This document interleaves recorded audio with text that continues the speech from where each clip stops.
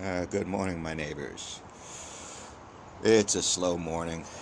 Believe it or not, there's nothing here to dump on. It's there, just hasn't come yet. But one of those dragging things is the lies of the nuclear industry that really are frustrating.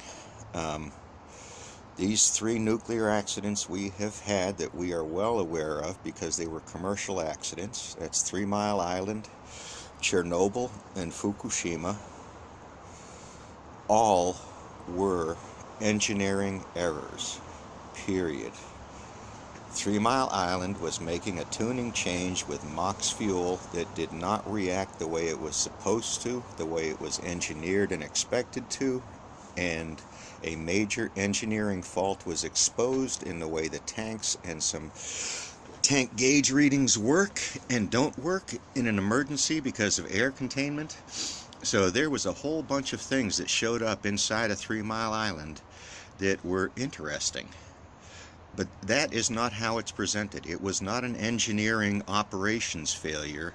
It was something else. It was an act of, oh my gosh, which just is not true. Accident number 2.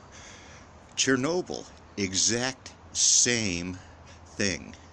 No difference. They had MOX fuel. They were trying to increase power out of the reactor. They waited till second shift to do it, and there were less experienced operators on second. First didn't want to do it, is my understanding. But either way, it was done. The reactor did not react the way they wanted it to, expected it to, and shit blew up.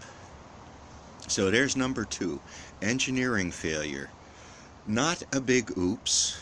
It was people doing things that had a high risk that didn't consider all the risks. That's human nature.